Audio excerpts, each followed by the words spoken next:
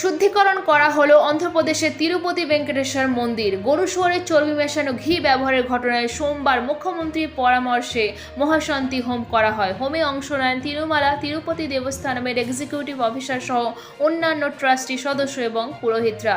এদিকে মথুরা বৃন্দাবনের প্রসাদও পাঠানো হলো পরীক্ষার জন্য। উচ্চ প্রাথমিকে নিয়োগের জন্য মেধা তালিকা প্রকাশ বুধবারই। সুপ্রিম কোর্টে খারিজ মেধা তালিকায় নাম থাকা চাকরি প্রার্থীদের আবেদন। রইল না আর কোনো আইনি জটিলতা।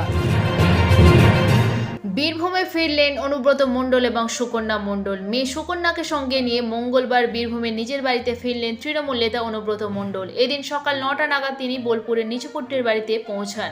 তাকে স্বাগত জানাতে বাড়ির সামনে অনুগামীদের উপচে পড়া ভিড় ছিল। বাড়িতে ঢোকার আগে চোখে জল দেখা যায় অনুব্রত মণ্ডলের। আরজিকর মামলায় সিবিআই তদন্তকারীদের হাতে এসে পৌঁছেছে ফরেনসিক রিপোর্ট। তদন্তকারীরা মনে করছেন আরজিকর কাণ্ডে সেই ফরেনসিক রিপোর্টই তাদের হাতে তুরুপের তাস।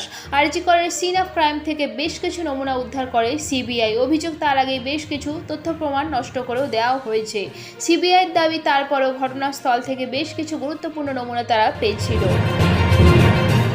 কলকাতা শহরে ট্রামের 150 বছরের ইতিহাসে দাড়ি টানার ঘোষণা করলেন পরিবহন মন্ত্রী স্নেহাশিস চক্রবর্তী। ট্রামে পুজো পরিক্রমা বন্ধের ঘোষণা করতে গিয়ে সোমবার পরিবহন মন্ত্রী স্নেহাশিস চক্রবর্তী কার্যত শহরের ট্রামের 150 বছরের ইতিহাসে দাড়ি টানার ঘোষণাও করে দিলেন। তার বক্তব্য, ট্রামকে স্মারক হিসেবে রাখা হবে, চলবে গড়ের মাঠে ধর্মতলা থেকে ময়দান পর্যন্ত। ওই ট্রাম খিদিরপুর পর্যন্ত নিয়ে যাওয়া আর হবে না।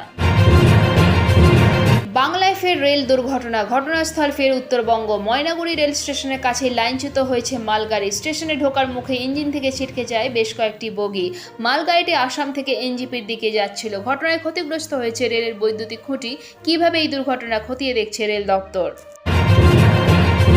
আরজিকর কাণ্ডের প্রতিবাদে মুখ্যমন্ত্রী মমতা বন্দ্যোপাধ্যায়ের ইস্তফার দাবিতে বাঘাযতীন পার্ক থেকে এয়ারভিউ পর্যন্ত মিছিলের নেতৃত্বে বিজেপি রাজ্য সভাপতি সুকান্ত মজুমদার।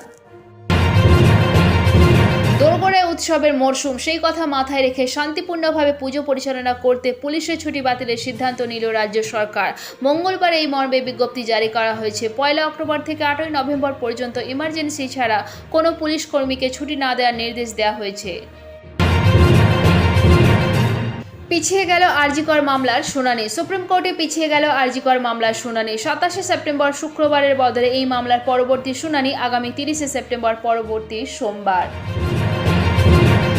আবহাওয়ার পূর্বাভাস, ফের নিম্নচাপের ভ্রুকুটি। রাজ্য জুড়ে প্রবল বর্ষণের পূর্বাভাস। আজ থেকে ফের বৃষ্টির পূর্বাভাস রাজ্য জুড়ে। নিম্নচাপের জেরে 2 চব্বিশ পরগনা, পূর্ব মেদিনীপুর, 2 বর্ধমান, বীরভূম, হুগলি সহ দক্ষিণবঙ্গের সব জেলায় বজ্র বিদ্যুৎ সহ বৃষ্টির সম্ভাবনা।